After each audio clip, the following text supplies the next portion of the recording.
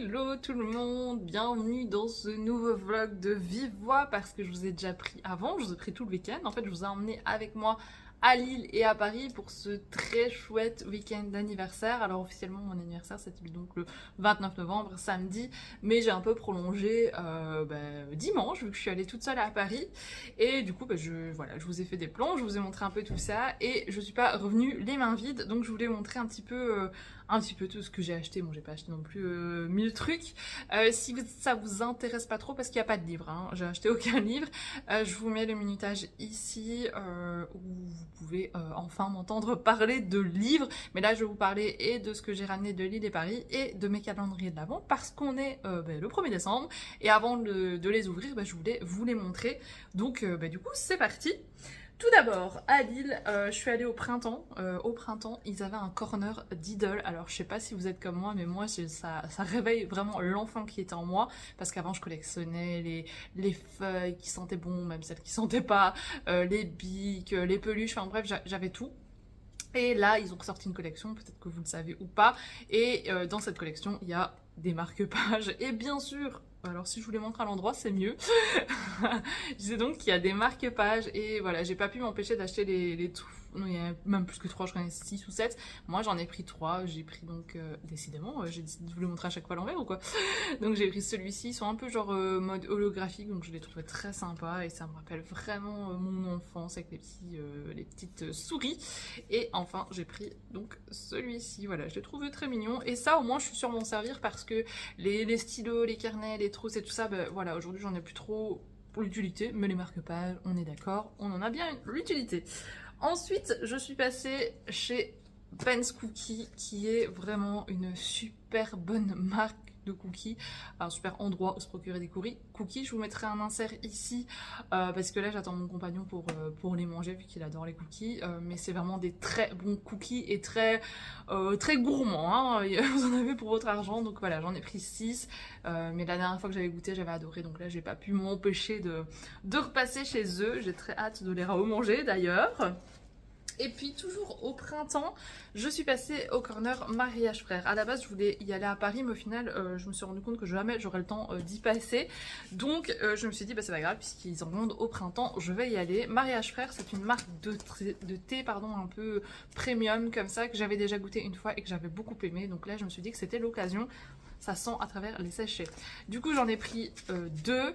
J'ai pris ici Paris Ginza et j'ai pris l'autre, c'est quoi? C'est Mariage Impérial, du coup. Ce que j'ai donné comme consigne au vendeur, c'est du thé noir surtout. Et après, j'aime tout ce qui est gourmand, donc chocolat, vanille, caramel, ce genre de choses. Surtout pas de cannelle, je déteste. Et donc, il m'en a fait sentir plusieurs. Et je suis repartie donc avec ces deux-là qui sentent à travers le paquet. Franchement, j'ai trop hâte de m'en faire un pour regoûter. Parce que ça... Enfin non, pour goûter tout court d'ailleurs. Pour ressentir, mais surtout pour goûter. Parce que ça me donne très envie. Et alors, j'ai aussi pris une petite boîte de sablés au thé. Ça m'intriguait beaucoup.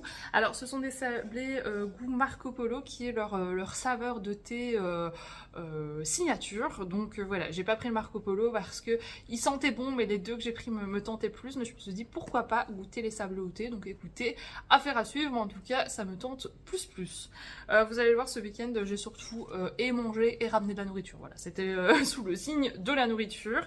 Au final, tout ce que j'aime après les livres, hein, ou même peut-être avant d'ailleurs.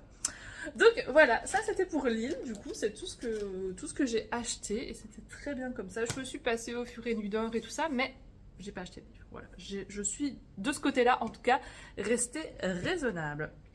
Ensuite, le dimanche, voilà, je suis allée à Paris.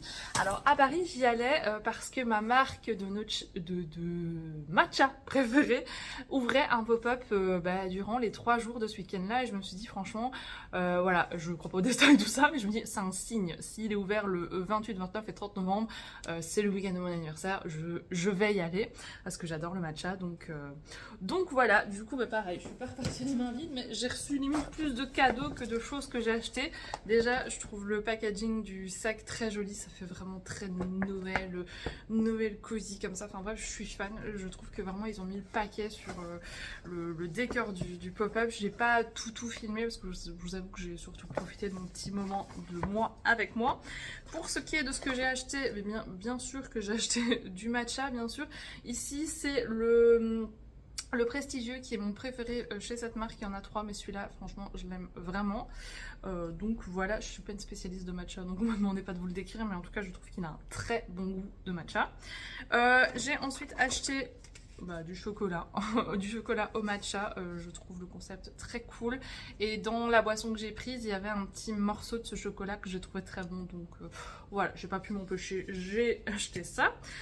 Et puis j'ai acheté une pâte à tartiner au matcha. C'est à base de pâte d'amande, de cacao et donc de matcha. Franchement, ça me tentait bien. C'est nouveau, c'est quelque chose qu'ils ont créé qui est du jamais vu nulle part ailleurs.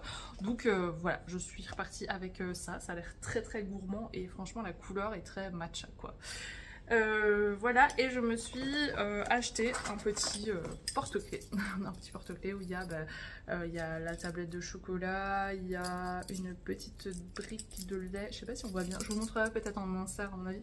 Il y a le chat aussi de la créatrice, voilà.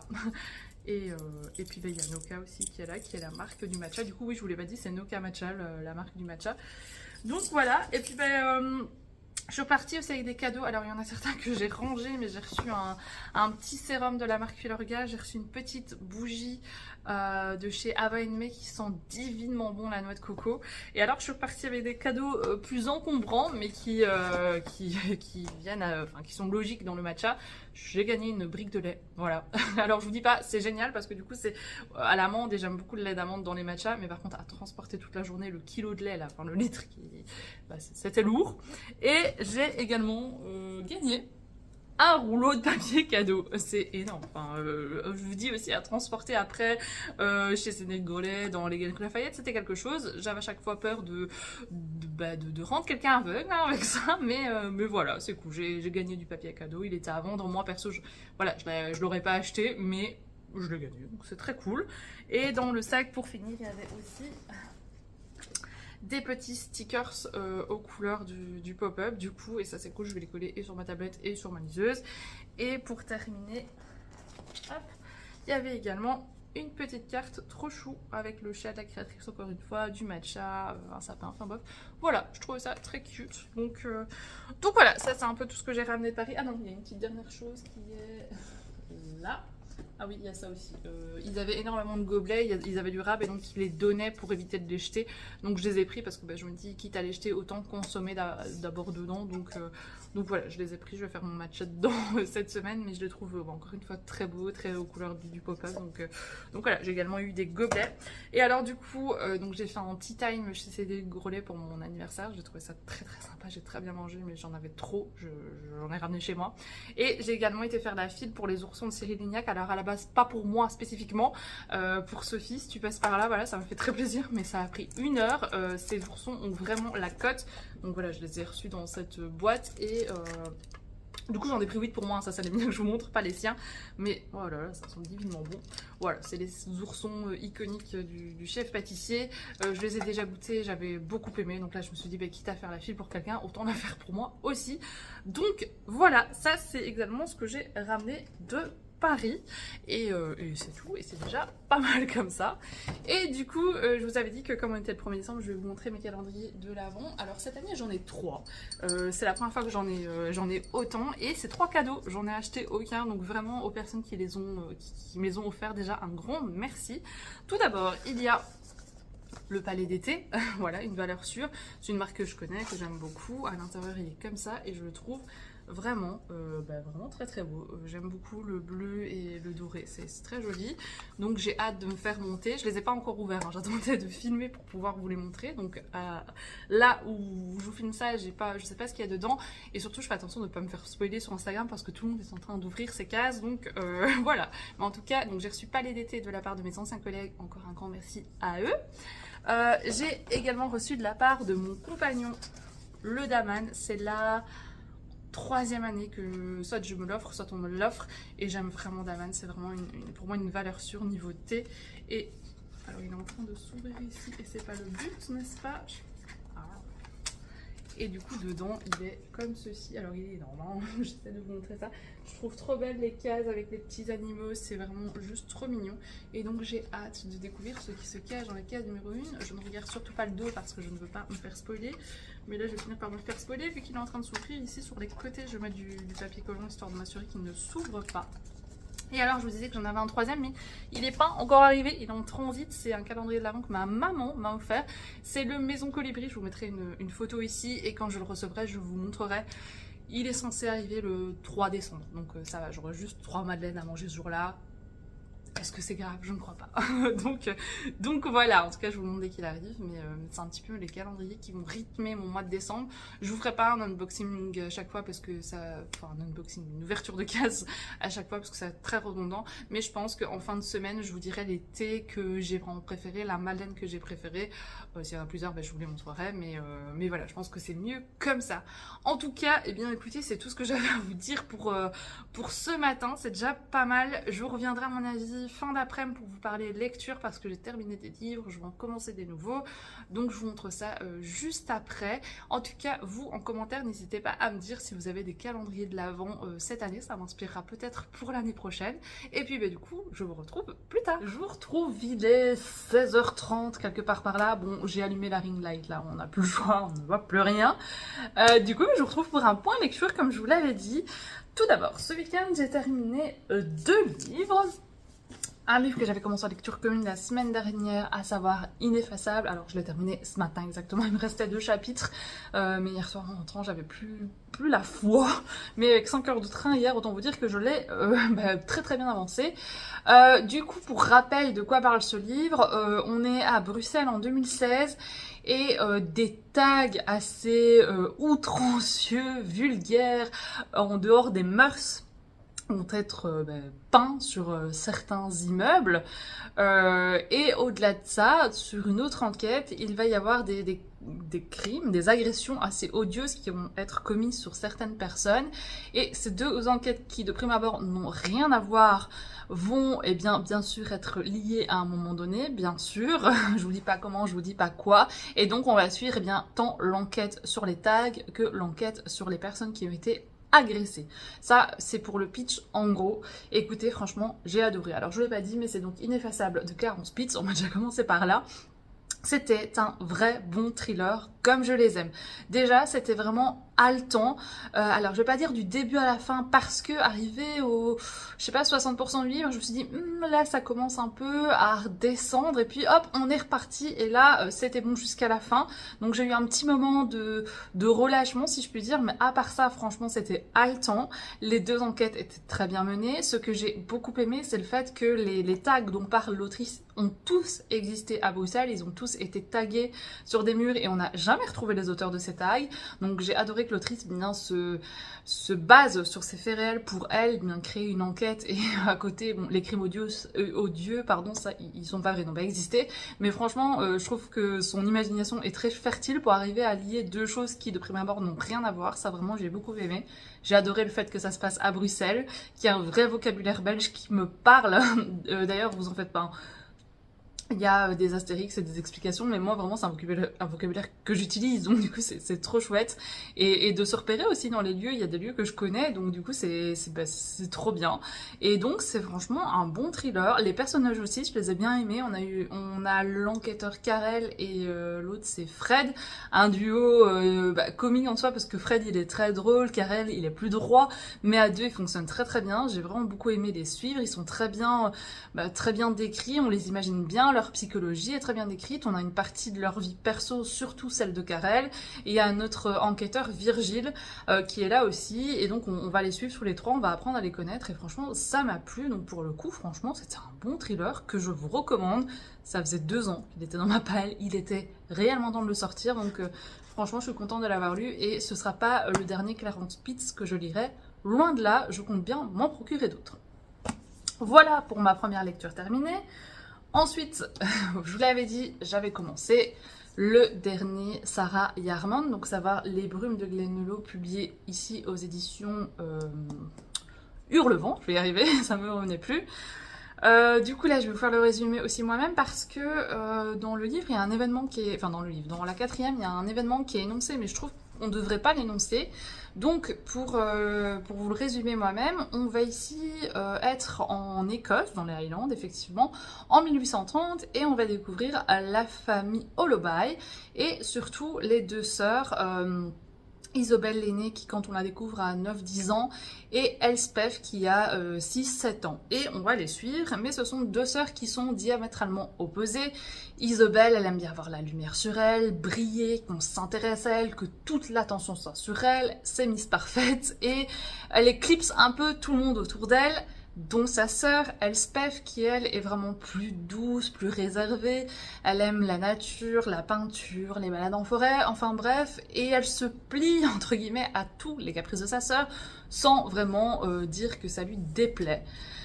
Et un jour, on va se rendre compte que Elspeth, elle est très douée pour l'aquarelle, vraiment douée à tel point que bien, elle fait des tableaux assez incroyables pour son jeune âge. Et Isobel, ça, elle déteste. Elle déteste et donc une rivalité vraiment très forte va se créer entre les deux sœurs, rivalité qui va être menée bien sûr par Isobel, Isobel qui va faire des sales coups à sa sœur, mais vraiment des trucs mais terriblissimes, et on va les suivre au fur et à mesure de l'âge, de l'avancée de leur vie, et on va suivre cette rivalité, que ce soit à l'enfance, à l'adolescence, à l'âge adulte, et ça va arriver jusqu'à un certain climax où un événement va se passer, et cet événement va bien sûr tout bouleverser. Voilà pour le résumé. Eh bien écoutez, franchement, j'ai beaucoup aimé. Déjà l'ambiance. L'ambiance est vraiment bien décrite. Sarah Yarman, elle nous plonge vraiment dans cet univers des Highlands et on ressent tout. On ressent quand il fait très froid, quand il fait très chaud, les pierres, le vieux château, l'ambiance un peu lugubre, enfin franchement tout y est. Quand elle nous parle de grandes forêts, ben, on se sent dans la grande forêt. Et puis il y a aussi l'ambiance entre les sœurs qu'on ressent très fort. Cette rivalité, elle la décrit tellement bien. Clairement, comme je vous disais la semaine dernière, Isobel, j'avais envie vraiment de lui mettre deux claques, hein, vraiment, soyons honnêtes. Et Elspeth, je vous les laisse courir en lui disant, mais vas-y, te laisse pas refaire, enfin, défends-toi, et même si personne te croit, c'est pas grave, enfin, défends-toi. Vraiment, j'avais vraiment beaucoup de peine pour elle, parce que vraiment, ce que tu lui fais, sa sœur, c'est horrible, hein, vraiment, c'est pour ça que j'avais envie de lui mettre deux claques à l'autre. C'est vraiment ce que ça m'inspirait, hein. Donc vraiment, on ressentait très fort cette rivalité, j'ai beaucoup aimé. Ce roman, il est vraiment divisé en deux parties, si je dis pas de bêtises, deux ou trois. Deux, c'est sûr, en tout cas, il y a vraiment une partie avant l'événement et une partie après. Et il y a une petite dose de surnaturel comme ça qui m'a beaucoup plu, même si moi, mon petit bémol à moi, c'est que j'aurais aimé qu'elle aille encore plus loin dans le surnaturel, pardon. Donc voilà, à part ça, honnêtement, c'était très bien. Ça m'a fait penser un petit peu à l'ombre de Winnicott, de Manchette et Niemek en termes d'ambiance et de lieu. Enfin, vraiment, j'ai retrouvé ça là. Et donc, ça m'a beaucoup plu. C'était un très bon roman. Et puis la fin, les gars, je vous dis rien, mais je l'ai adoré. Je l'ai adoré cette fin. C'était la parfaite fin pour ce roman. Donc vraiment, je suis très contente de l'avoir commandé, de l'avoir lu aussi vite que je l'ai reçu. Il était très bien pour la période. Franchement, même maintenant, lisez-le, même si on est clairement en mood de Noël et tout ça, il fonctionnera encore très bien parce que par moments, il fait froid, il pleut, donc on est vraiment là. Donc voilà, c'est un très bon roman à lire maintenant, que je vous recommande. Et pour le coup, je l'ai préféré à l'autre. Je sais plus comment s'appelle l'autre, mais à son précédent. Il était très bien, hein, le précédent, mais celui-là est vraiment très bon. Voilà, ça c'est pour mes deux lectures terminées. Et du coup, eh bien, je vais commencer le mois de décembre avec des nouvelles lectures. Il y aura une épreuve non corrigée Charleston que je vais commencer ce soir, donc ça, voilà, je vous en parle pas. Et j'ai commencé ce matin, enfin cet après-midi, deux autres livres. Du coup, tout d'abord, le roman de l'Avent de Franck Tillier, un chapitre par jour à ouvrir. Pour rappel, c'est un roman jeunesse, donc si vous le lisez, mettez-vous vraiment dans cette optique, c'est du jeunesse. Et ça s'est ressenti voilà, ce matin dans ma lecture. Je vous ferai pas un update tous les jours, ça n'a pas de sens. Je vous en parlerai à chaque fois, à chaque fin de semaine pour vous dire un petit peu ce que j'en pense. Mais pour l'instant, écoutez, ça débute bien, donc à suivre, n'est-ce pas? Et alors, du coup, ce matin aussi, donc c'est celui-ci, c'est Noël au balcon, mort à l'horizon. Je vous le présentais la semaine dernière. Et donc il se compose de 24 chapitres, du coup je pensais le lire d'une traite comme je vous avais dit, mais au final non, je vais lire un chapitre par jour parce que je me suis embarquée dans une LC avec les copines, donc voilà, ce sera un petit chapitre par jour, c'est une vingtaine de pages, donc c'est plutôt chouette. Là bah, vraiment pareil, c'est le début, donc j'ai pas trop grand chose à vous en dire. On découvre vraiment le personnage d'Héloïse qui a perdu donc sa grand-mère Arabelle qui était gardienne de cimetière, et donc qui a Héloïse a repris le flambeau, elle est et étudiante en psycho et gardienne de cimetière, et on va aussi découvrir tous les autres personnages qui vont graviter autour d'elle, et un suicide a eu lieu, enfin Merno, qui est la grand-mère qui distribue des repas à tous les SDF, est décédée là où je vous laisse, là où je suis, pas où je vous laisse rien du tout, là où je suis, sauf que Héloïse, pour elle, ça va pas être un suicide. On a assassiné Merno et de ce que j'ai compris, elle va enquêter. Voilà, un petit peu pour le résumé. Moi, je vous dis, j'ai lu un premier chapitre. Donc, affaire à suivre. Et alors, pour clôturer ce point lecture, à l'audio, je suis toujours dans La doublure de Melissa d'Acosta. J'ai presque atteint la moitié. Ouais, je vois ici 289 et je sais pas si je suis à la bonne page sur les presque 700 qu'il fait. Donc, voilà, je suis pas loin de la moitié. Je m'accroche.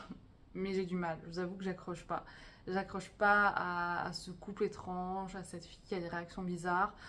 Pour vous remettre un peu dans le contexte, on va découvrir Evie qui va être engagée par un couple très très riche, dont la femme, Clara, est peintre. Mais Clara, elle aime pas trop tout ce qui tourne autour de la presse et des expositions, et donc elle va demander à Evie d'être sa doublure, tout simplement, durant les vernissages. Et donc comme ça, on ne reconnaît pas Clara, et Evie va un peu prendre sa place, sauf que ce couple est très étrange, a des façons de vivre étranges, de réagir, ils sont mystérieux, et Evie, mine de rien, elle a aussi des réactions assez étranges. Enfin, moi, il lui arrive des trucs, je serais déjà partie depuis longtemps, pour être tout à fait honnête avec vous, et donc je suis perplexe. À l'audio, il est très bien, ceci étant dit, c'est une très bonne lectrice qui lit le livre, mais voilà, je suis pas dedans, je me sens toujours autant mal à l'aise quand je l'écoute. Je vais encore persister, mais je vous avoue que j'ai un peu de mal à chaque fois retourner à ma lecture audio, donc voilà, on verra bien, mais voilà, pour le moment je suis pas emballée comme j'ai pu le voir dans d'autres chroniques, donc je vous tiendrai au courant. Eh bien écoutez, voilà pour ce point lecture, comme ça je vous ai fait un peu le topo en ce début de semaine, et puis je vous retrouve durant la semaine pour vous faire un petit point sur mes avancées. A plus tard. Hello, je vous retrouve pour un unboxing. Alors sachez qu'actuellement vous êtes posé un peu n'importe comment, j'ai pas sorti la ring light, j'ai pas... Voilà, j'ai posé le téléphone où est-ce que je pouvais, parce que je suis pas dans ma meilleure forme du monde, donc j'ai eu beaucoup la flemme. Mais ici j'ai entre les mains un paquet qui va me remonter le moral, donc je me suis dit que j'allais l'unboxer avec vous. Bon, j'ai déjà fait toute la partie chiante, c'est-à-dire enlever les papiers collants, tout ça, et tant mieux pour vous parce que ça vous aurait clairement cassé les oreilles. Mais là, écoutez, on va unboxer. Vous devez souvent vous rappeler que je vous ai dit qu'il y avait un troisième calendrier de l'Avent qui m'attendait, et il est juste sous mes yeux. Alors dans cette boîte il y en a deux exactement, parce qu'il y en a un pour une copine, mais il y a aussi le mien. Donc hop, j'enlève tout ça, tout le bric-à-brac. Et oh là là, qu'est-ce qu'il est beau! Il est beau! Hop. Je mets l'autre de l'autre côté, le carton de l'autre côté, et je vous montre tout ça. Regardez-moi la beauté. Alors oui, je sais, la luminosité, tout ça. Bref, c'est pas grave. Tout ce qui compte, c'est que je l'unbox et que je vous le montre. Mais franchement, je suis trop fan. Je suis trop fan. Voilà, c'est trop bien. Ce qui fait qu'à l'heure où je vous parle, on est le 2 décembre. Donc je vais pouvoir manger deux madeleines. J'allais ouvrir le nœud sans vous montrer... Je suis vraiment pas une bonne unboxeuse, hein. Mais c'est ultra satisfaisant, vraiment. Alors c'est satisfaisant, mais c'est bien aussi quand on ouvre. Hop. Voilà, l'unboxing le plus... le moins bien du monde. Mais... oh oui, allez, ouvre. Hop, regardez-moi ça. 24 Madeleine pour se régaler. Oui, parce que du coup je ne l'ai pas précisé, mais c'est le pas My Madeleine, là j'invente carrément. C'est le Maison Colibri. Vous savez, c'est les madeleines avec les coques en chocolat. Et du coup, vu que je l'ai entre les mains, eh bien je vais en ouvrir une avec vous, n'est-ce pas? Je mangerai l'autre tout à l'heure. Alors, le jeu de retrouver les numéros, c'est ce que j'aime le moins dans les calendriers de l'Avent. Surtout que là, j'ai repéré le 2, le 3, le 5, le 6. Ah, le 1. Le 1, il est donc là. Et alors, ça s'ouvre par où? Par là. Non, pas du tout. Il y a pas... Ah si, voilà, ici. Hop. Tout va bien se passer. J'arrive pas à ouvrir le 1. Donc en fait, ça veut peut-être dire que je dois absolument pas manger une madeleine à 18h30. Peut-être que je dois pas. Mais on s'en fout. La voici, la voilà. Ouh là, la casse, elle se décroche complètement en fait. C'est waouh, ouais, regardez-moi ça. J'ai limite la case entre les mains là. C'est très étrange, mais ok, c'est très rare. Sortons la madeleine. Ouh là, j'ai failli ouvrir la 17 en même temps que je vous parle. C'est pas le but non plus. Donc, ce qui est cool, c'est qu'elles sont emballées. Par contre, j'ai pas vu s'il y avait le goût de la madeleine. Mais regardez ça. Voilà, alors déjà, elle est trop belle.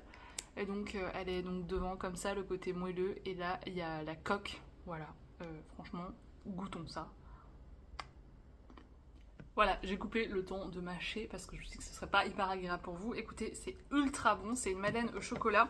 Et alors, en mangeant, j'ai vite fait regarder, en fait avec le calendrier de l'Avent, j'ai reçu un petit fascicule. Si je remets dans l'ordre, c'est mieux. Donc voilà, il y a un petit fascicule et le goût des madeleines est repris ici. Et alors, j'ose espérer dans l'ordre, en tout cas la première notée et la première... Enfin, c'est le goût que j'ai mangé, donc c'est une madeleine au chocolat avec une coque au chocolat noir et des petits éclats de praline rose. Vous savez, la praline qui se fait à Lyon.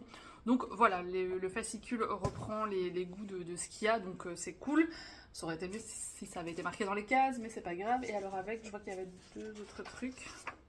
Il y a un joli petit feuillet aux couleurs du calendrier et une petite carte qui dit merci. Donc voilà, je voulais vous montrer ça et par une occasion me régaler. Donc c'est chose faite et du coup je vous dirai au fur et à mesure de la semaine, enfin je vous ferai un petit point à la fin de la semaine pour vous dire celle que j'ai préférée, tant les madeleines que l'été. Voilà, mais écoutez, je vous retrouve plus tard pour un point lecture.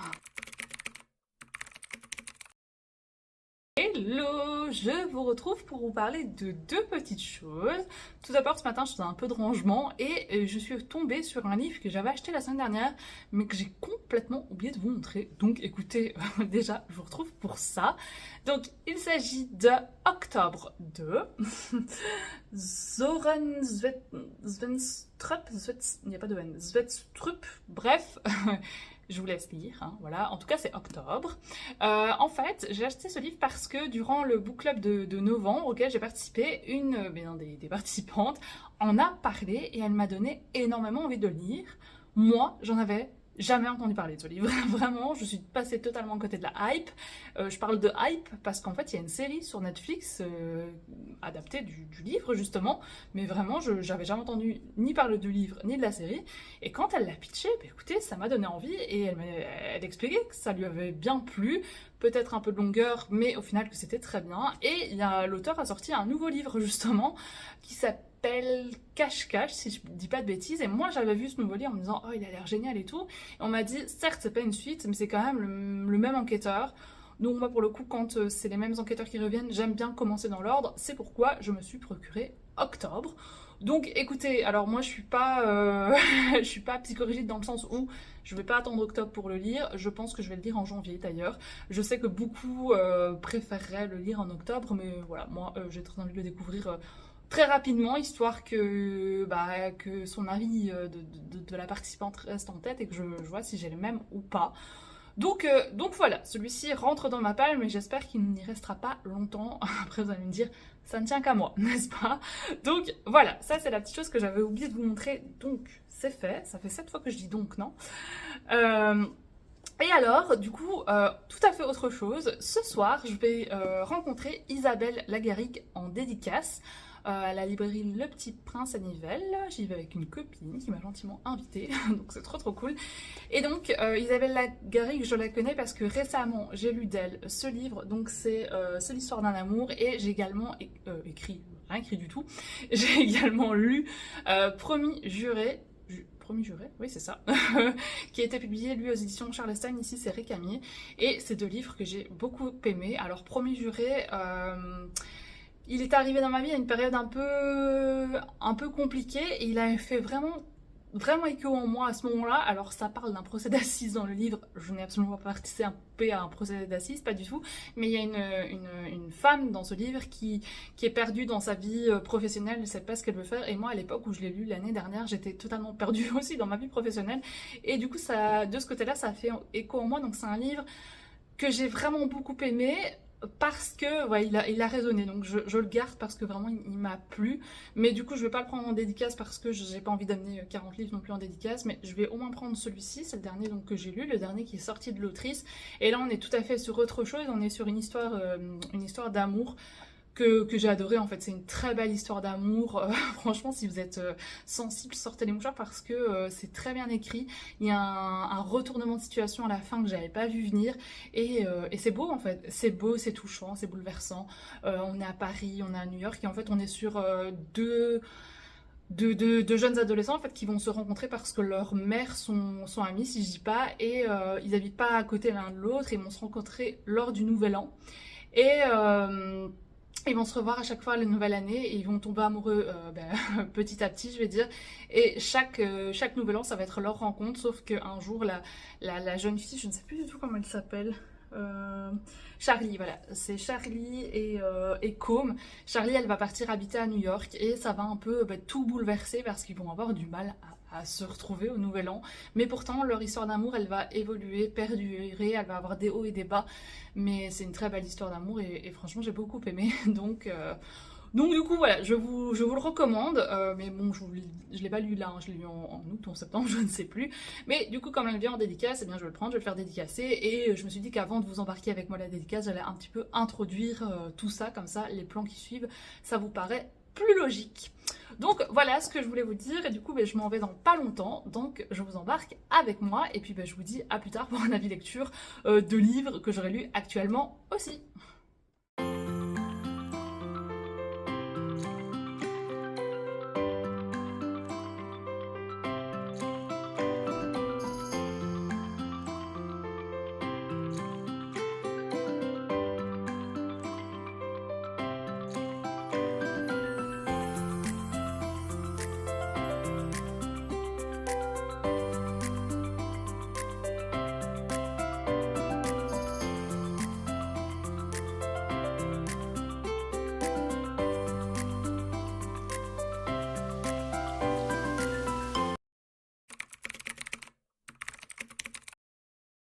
Hello, je vous retrouve, vous allez vite l'entendre, avec un rhume.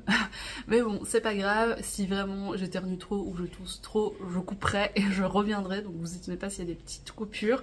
Mais voilà, j'aurais pas été épargnée. Mais bon, c'est pas grave, ça m'empêche pas de vivre et encore moins de lire. D'ailleurs, c'est pour ça que je vous retrouve avant de clôturer ce vlog, parce qu'il y a pas mal de petites choses à vous dire. Tout d'abord, la soirée avec Isabelle Lagarrigue était vraiment très chouette. C'est une autrice qui est totalement dans le partage, elle nous a livré plein d'anecdotes sur son livre C'est l'histoire d'un amour, sur Promis Juré et sur les plus anciens. Elle nous a expliqué que tous ces livres, elle les fait relire par une psychologue parce qu'elle veut vraiment que les comportements qu'elle attribue à ses personnages soient réels, que leurs réactions soient réelles, et en plus ça lui apprend pas mal de choses. Typiquement dans son livre Promis Juré, elle parle des phrases gâchettes, et c'est grâce à la psychologue qu'elle a consultée pour ce roman qu'elle a appris ce terme. Il y a aussi des familles passe-moi le sel, donc ces familles qui n'ont rien à se dire, elle l'a aussi appris là grâce à cette psychologue.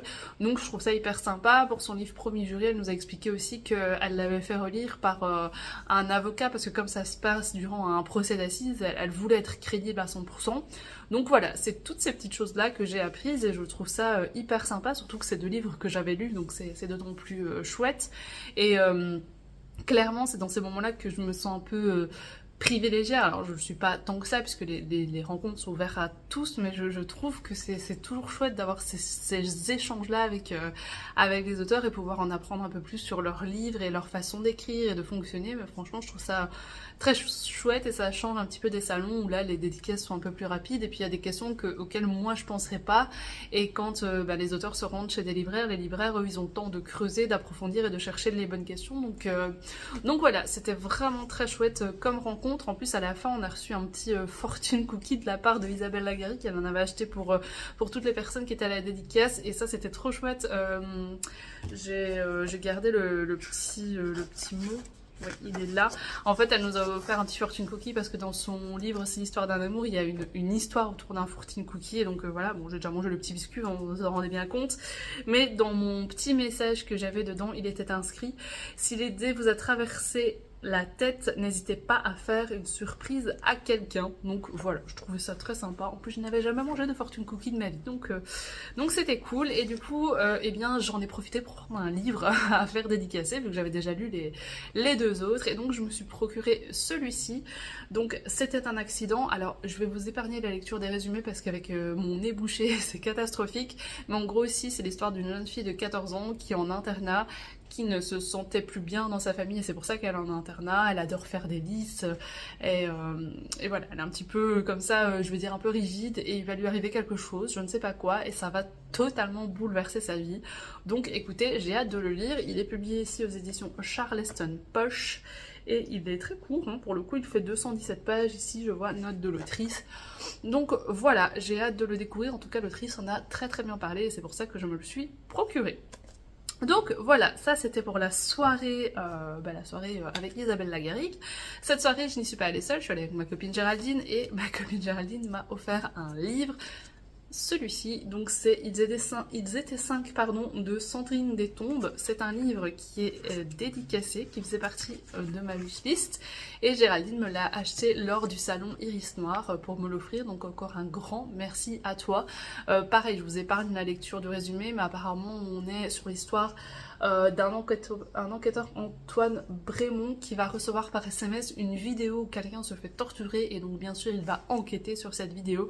Le résumé avait l'air génial. Je n'ai jamais lu Sandrine Détombe, donc j'ai hâte de la découvrir, mais je n'ai vu que des bons retours sur sa plume. Donc écoutez, il me tarde, n'hésitez pas à me dire en commentaire si vous l'avez lu, histoire de me donner vos avis. Mais en tout cas, voilà, encore un grand merci à Géraldine pour ce cadeau. Je pense que je vous ferai un petit récap de ce que j'ai reçu prochainement, parce que ce week-end je vois aussi ma famille, donc ce sera l'occasion d'avoir encore quelques petites surprises. Mais donc voilà, encore un petit nouveau qui rejoint ma palle. Et alors, niveau lecture, quoi vous dire? Tout d'abord, les calendriers de l'Avent que je suis en train de lire. Donc je lis le roman Maudit, oui c'est ça, Maudit de Franck Tillier, et je lis également Noël au balcon, Mort à l'horizon. Alors tout d'abord, Franck Tillier. Écoutez, j'apprécie ma lecture parce que je suis dans le mood dans lequel il faut l'être, c'est-à-dire que c'est un roman jeunesse. Donc je le lis comme si j'avais 12 ans et que je découvrais bien le livre pour la première fois. Enfin, c'est la première fois que je le découvre, mais comme si j'avais 12 ans. Et ça fonctionne bien, c'est plutôt bien écrit, l'intrigue se tient. Je pense que si j'avais eu 12 ans, j'aurais aimé lire ça. Et alors surtout, ce qui est vraiment génial, c'est que contrairement au roman de Sophie Gemin que j'avais déjà lu l'année dernière, dans celui-ci, il y a... Je vais essayer d'en prendre. Il y a plein d'illustrations en fait, il est illustré comme ça, donc je trouve que ça rend vraiment le roman vivant. Alors je vous en montre pas d'autres parce que si vous êtes seulement en train de le lire, vous allez peut-être le commencer parce que vous avez des jours de retard, je veux pas vous spoiler, mais je trouve ça plutôt chouette, c'est bien fait. Voilà, alors vous attendez pas une enquête de dingue, encore une fois, ici on est sur l'histoire de Naël qui en sortant de chez lui le 1er décembre va trouver ce carnet maudit dans lequel Léo raconte qu'il a été enlevé. Et Naël, ça a beaucoup l'intrigué, et le carnet il est scellé comme le calendrier de l'Avent, et il est daté 1er, 2, 3, 4, 5 décembre, et en fait à chaque fois qu'on passe au lendemain, Naël il revient au 1er décembre. Par contre, le carnet, lui, il a bien été ouvert les jours précédents, et il se demande pourquoi bien il retourne toujours en arrière alors que le temps continue quand même à avancer, et donc le jour se répète et il est un peu dans cette spirale où il comprend pas très bien. En plus, voilà, dans ce carnet, je vous dis, il y a Léo qui a été enlevé, et donc Naël se demande mais est-ce que c'est une vraie histoire? Est-ce que Léo a vraiment été enlevé? Donc franchement, je trouve que pour un roman jeunesse, c'est pas trop mal. Maintenant voilà, ce sera peut-être pas l'histoire de folie, mais le fait que ce soit illustré, je trouve que ça rend ma lecture plutôt sympathique. Après, franchement, en 5-10 minutes, il est lu parce que voilà, comme c'est destiné aux jeunes adolescents, eh bien là, voilà, il y a les illustrations qui prennent de la place, la police est grande, mais pour le coup, c'est sympa à lire, donc je suis contente de me l'être procuré. Pour l'instant, en tout cas, je ne suis qu'au 5 décembre. Ça, c'est pour Franck Tillier. Et donc, pour celui-ci, le Arabella Grim, eh bien écoutez, pour l'instant, je suis un petit peu mitigée. Donc, l'histoire pour l'instant est sympa, voilà, cette Héloïse qui se retrouve à la place de sa grand-mère au cimetière, vu que sa grand-mère est décédée à la Arabella Grim. Et Élise, Merno, va mourir, on va penser que c'est un suicide, sauf que Héloïse, elle se dit que c'est pas possible, que Merno, elle se serait jamais suicidée, et donc elle va commencer à enquêter, mais elle va pas enquêter toute seule, elle va enquêter avec son ami de la fac, avec la propriétaire du cimetière, avec une journaliste aussi, et donc ils vont former un petit groupe. Jusque-là, je trouvais l'intrigue sympa, mais le problème, enfin, pour l'instant, le problème c'est que déjà il y a Héloïse et Élise, donc les deux noms, je trouve qu'ils se ressemblent beaucoup trop et parfois c'est un peu, enfin au début c'est un peu, enfin ça tourne dans ma tête, je vais dire, et ensuite j'ai eu du mal à me familiariser avec tout le monde. Il y avait Andrea, Léna, Armand, enfin bref, ils popaient tous comme ça les uns les autres, et le fait de lire qu'un seul chapitre par jour, eh bien j'ai eu du mal à accrocher les wagons. En plus de ça, aujourd'hui le chapitre que j'ai lu, je trouve que c'était vraiment un coup d'épée dans l'eau. Alors je peux pas vous dire pourquoi parce que ça serait vous spoiler, mais je me dis en fait, là tout de suite maintenant, ce qui est dit là, ça n'apporte pas grand chose. Donc je suis un peu mitigée parce que j'ai l'impression que... Enfin non, j'ai peur qu'au final, puisque on n'avance pas des masses, alors ça fait que 5 jours, hein, vous allez me dire, j'ai peur que l'enquête soit vite résolue et que on ait effleuré que certains sujets. Donc voilà, pour le moment, c'est l'idée que je m'en fais. Après 5 jours de lecture, peut-être que en avançant, ben, je vais découvrir d'autres choses. Maintenant, comme il s'agit d'un tome 1, est-ce que l'autrice ne veut pas simplement mettre ses personnages en place et après, avec les tomes 2 et 3, ce sera... différent, voilà, je ne sais pas. Et puis il y a des personnages, typiquement le Armand, là, il débarque, mais on sait pas très bien d'où, on sait pas qui il est, on sait pas ce qu'il fait là. Donc j'ai un peu du mal à remettre toutes les pièces du puzzle en place, mais bon, affaire à suivre, je vais quand même le continuer parce que c'est pas mauvais, loin de là, c'est juste que moi là, vraiment, je suis un peu chamboulée, un peu mitigée, mais affaire à suivre. Donc voilà, ça c'est pour mes lectures en cours.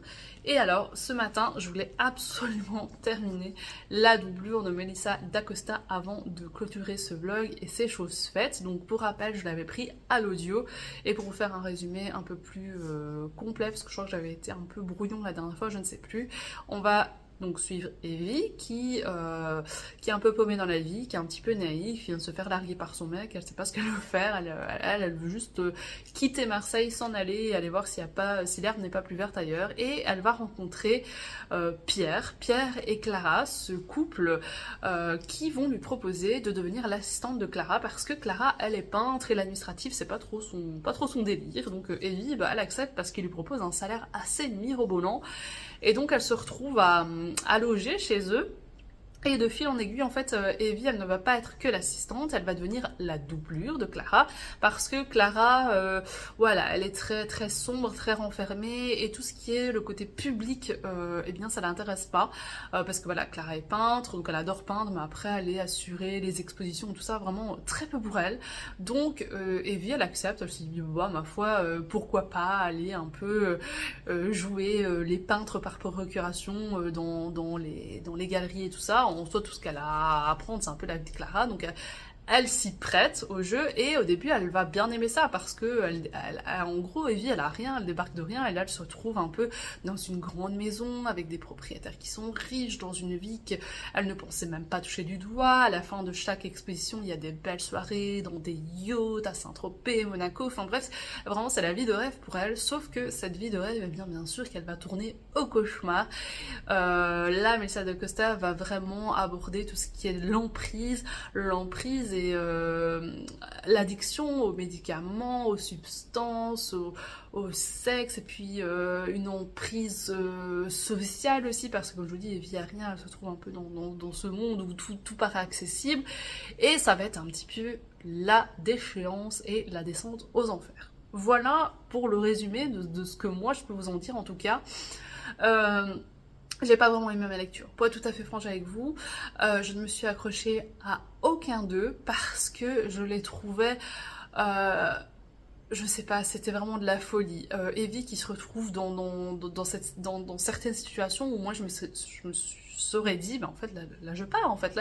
Là enfin, c'est quoi cette folie? En plus, avant moi, il y en avait une autre d'assistante et il lui arrivait des choses pas banales, pas très nettes. Moi, si j'apprends ce qui est arrivé à l'autre, je m'en vais également. Donc, parfois, les réactions d'Evie, j'ai pas très bien compris. Alors, certes, il y a la part du gain, il y a aussi cette fascination autour de ce couple qu'elle a, fascination qui, au départ, est assez saine. Voilà, elle les admire et puis après, ça devient tellement malsain, il va y avoir de la jalousie, de la rancœur, de la trahison, de la vengeance, donc vraiment c'est pas sain du tout ces relations. Entre Pierre et Clara, c'est une relation mais plus qu'étrange, enfin elle vraiment elle a une part tellement sombre en elle et on sent que Evie c'est un peu ce qui va lui permettre d'avoir un salut, de trouver la lumière qu'elle n'a pas en elle. Evie c'est cette petite lumière qui arrive et au départ on se dit bah voilà elle essaye un peu de la mettre en avant et tout ça et au final mais pas du tout. Et puis il y a Pierre qui est très étrange, il nous est vendu un peu comme l'homme dont on rêverait toutes, au final, mais loin de là, vraiment, Pierre, même s'il aide beaucoup Clara dans sa carrière, il est aussi très étrange et il va y avoir une relation très ambiguë entre Clara, Pierre et Evie, et donc voilà, ces personnages-là, mais vraiment aucune accroche, je ne les comprenais pas, je n'avais aucune empathie pour aucun d'eux. Les situations, je vous ai dit, vraiment, ça n'a pas matché, enfin, je me dis, à un moment donné, c'est trop, enfin, tout le monde s'en irait, enfin, je pense, hein, alors... Ou pas, parce qu'il y a toujours ces drogues qui nous font voir la réalité différemment, et donc je me dis que peut-être qu'Evie, avec toutes les drogues qu'elle prend à un moment donné, peut-être enfin non, c'est pas peut-être, c'est sûr, elle ne voit plus la réalité, donc elle ne comprend peut-être même plus qu'elle doit partir, mais moi, enfin voilà, ça m'a pas touché plus que ça. La seule chose qui m'a fait rester, parce qu'il fait quand même 700 pages, vous allez me dire, mais voilà, t'accroches pas, mais 700 pages, t'es encore là. Eh bien écoutez, c'est la force de Melissa d'Acosta, c'est que je me suis dit jusqu'où ça va aller, quelles limites ils vont encore atteindre, quand est-ce que ça va s'arrêter, et donc je cherchais toujours ce climax, toujours plus, parce que c'était vraiment toujours plus, et jusqu'à quand ça va s'arrêter. Et bien le toujours plus, c'est jusqu'à la fin c'est vraiment l'explosion, c'est la folie pure et dure, c'est aussi un moyen de peut-être punir ceux qui devaient être punis, les actes qui n'ont pas été punis. Bien voilà, la fin va clôturer tout ça, donc elle a vraiment cette force, Melissa d'Acosta, où elle m'a tenue en haleine, entre guillemets, jusqu'à la fin, parce que j'avais aussi cette curiosité malsaine où je me disais, mais jusqu'où vont-ils aller et quand est-ce que ça va s'arrêter et comment?